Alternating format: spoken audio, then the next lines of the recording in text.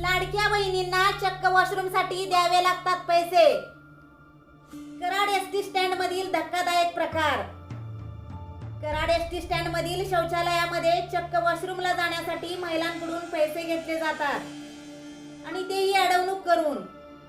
हे सुलभ शौचालय एकाच परप्रांतीय व्यक्तीच्या देखरेखीखाली वर्षानुवर्षे चालविले जात असल्याची चर्चा नागरिकांमधून होताना नेहमी दिसून येत असते.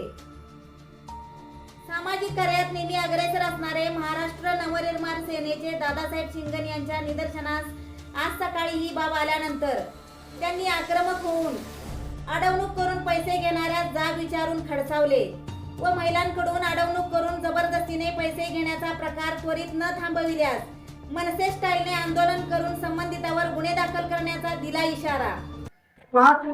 किसी का लिया मारूंगा तो तेरे को खुद मारूंगा और पुलिस कंप्लेंट करके तेरे को अंदर डालूंगा. ठीक है.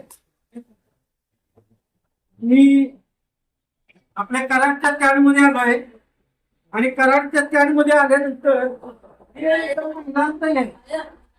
महिलांचं विभाग आहे. बाथरूमचे 5 रुपये लोक घेतोय. 5 रुपये बाथरूमचे घेतोय. याला जर आणला असता तर काय होईल? पोलीस कंप्लेंट 3 वेळा केली, 3 वेळा अर्ज दिला पोलिसांना.